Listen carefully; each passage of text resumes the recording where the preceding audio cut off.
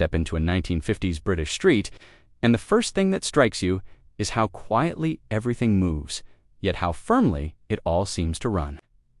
There's a crisp chill in the air, carrying the familiar scent of coal fires drifting from terraced chimneys, and the distant clatter of polished shoes tapping along pavement still wet from the morning wash. Children hurry past in neat uniforms, their footsteps echoing through narrow corridors of brick houses, while a corner shop's bell jingles softly each time a neighbor slips inside for the day's essentials. At first glance, it feels charming, almost cozy, but look closer, and you'll notice habits and routines that would spark instant debate today. Everyday behaviors taken completely for granted then would be met with disbelief now. That contrast between what was normal and what would now ignite headlines is where our journey begins. Leading us deeper into the heart of 1950s Britain, to understand why 1950s Britain behaved in ways that seem astonishing today, you have to picture a nation still finding its footing after years of hardship. Rationing had only just come to an end, and although the country was hopeful, resources were still limited. Families were rebuilding their homes, their routines, and in many cases, their outlook on life. Frugality wasn't a choice. It was a natural instinct shaped by years of making do. Every scrap was saved, every item repaired, every bit of food planned with care. Discipline ran through households and schools alike, not as harshness but as a shared understanding that order kept life running. Communities leaned heavily on one another, forming tight-knit networks where everyone played a role. Even simple habits from conserving warmth to stretching meals were rooted in necessity and an unspoken sense of responsibility. Compare that to today's world of instant deliveries, endless options, and appliances that do half the work for us. The Britain of the 1950s lived within firm boundaries, shaped by shortage and resilience, and those conditions created the routines that now appear so surprising. And as those routines settled into daily life, they shaped every corner of a typical household. Leading us straight into the habits that defined family living, walk through the front door of a 1950s home, and you're met with a world of routines that feel almost unreal by today's standards. Tidiness wasn't just encouraged, it was expected at all times. Rooms were kept spotless, shoes placed neatly, and children knew not to scatter toys across the floor. Order created calm, and calm made a house feel manageable in a decade still shaped by careful living. Bath night was a weekly ritual, and it often meant sharing the same water in turn to avoid waste. No one questioned it, it was simply what families did. Mealtimes followed a similar pattern: set hours, set dishes, and everyone seated together. Children rarely challenged the routine, partly because the familiar phrase, seen but not heard, guided behavior. Respect meant quietness, and quietness kept the household rhythm flowing. Neighbors, meanwhile, could step inside without warning.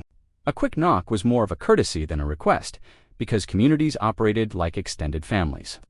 Privacy, as we understand it today, was a luxury few expected, and at night, bedrooms were often chilly, with warmth concentrated in the main living area. Hot water bottles and layered blankets did the work. Central heating does now. These habits may seem astonishing to modern eyes, yet they shaped a generation built on resilience and routine. And nowhere were these expectations felt more sharply than in the schools children attended each day.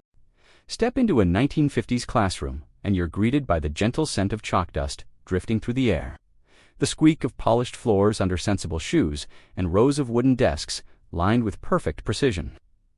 What feels quaint at first quickly reveals a world of expectations that would spark instant headlines today. Children were taught to queue for everything, entering class, collecting books, even leaving the playground, and no one questioned it. Queuing wasn't just a habit, it was a symbol of respect and order. Timetables were firm and rarely adjusted. Lessons rolled one into the next, with barely a pause, and pupils were expected to keep pace without complaint. Outdoor play happened in every season, whether the wind stung your cheeks or the drizzle settled on your hair. Fresh air, it was believed, built character, and many children walked to school alone each morning, crossing neighborhoods with a confidence that would surprise modern parents. Manners were woven into every moment of the day. A quiet "yes, sir," or "yes, Ms." was automatic, and speaking out of turn was unthinkable. Even packed lunches carried their own nostalgia: the soft rustle of paper, the simple sandwiches, the shared sense of routine. These expectations formed a childhood shaped by structure and certainty. And as the school bell rang, children stepped back into communities with their own unspoken rules, ready to follow the rhythms of the streets outside. Step outside onto a typical 1950s street, and you enter a world held together by unwritten rules everyone seemed to understand. Children played outside for hours, drifting between gardens, alleyways, and quiet roads without any sense of danger. The boundary between home and neighborhood was loose, and parents trusted the watchful eyes of nearby adults as much as their own. It was a freedom that feels extraordinary now, shaped by a belief that the whole community shared responsibility for its youngest members. Front doors were often left unlocked, not out of carelessness but out of confidence.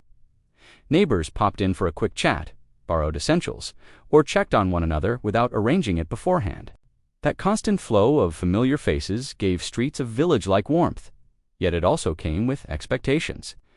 People commented freely on children's behavior, household routines, and even personal habits, not out of rudeness, but because community involvement was viewed as part of everyday life. Public politeness was another unspoken rule. A nod to a passerby, a held door, a courteous greeting. These gestures were woven into the rhythm of daily life. To ignore them felt almost rebellious. Yet, with that strong community spirit came social boundaries. Modern Britain would challenge freedom blended with scrutiny, closeness with obligation. And it was within this mix of comfort and expectation that deeper emotional lessons of the era were formed, shaping how people understood family, belonging, and resilience. Looking back, it's easy to focus on the routines themselves, the tidy homes, the strict school days, the ever-watchful neighbors, but their true meaning runs much deeper. These habits created a sense of togetherness that shaped the emotional core of 1950s Britain. Families bonded not through luxury, but through simplicity, sharing space, sharing tasks, and sharing moments that stitched daily life into something quietly meaningful. Neighbors weren't just people who lived nearby. They were an extension of the household. They checked in, lent a hand, offered advice, and celebrated small victories as if they were their own. That closeness fostered a rare sense of belonging, a feeling that no one was entirely alone in managing life's ups and downs. Even the discipline and routines, often remembered with mixed feelings, played a role in building resilience. They gave children a framework, a sense of responsibility, and the understanding that everyone had a part to play. Together, these habits created a spirit of unity that seems almost extraordinary today. And as Britain gradually changed, that emotional foundation became the lens through which the past is remembered, leading us naturally to consider how the world we live in now compares to the one that came before. Looking at modern Britain, it's clear we've gained extraordinary comfort. Homes are warmer, tasks are easier, opportunities are wider, and fairness sits at the heart of everyday life in ways the 1950s could only begin to imagine.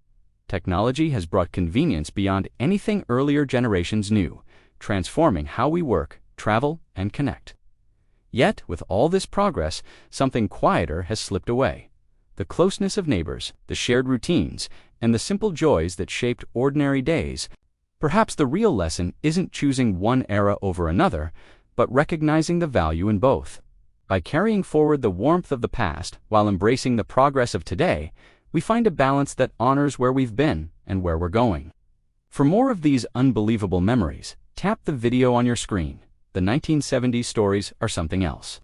Don't forget to subscribe.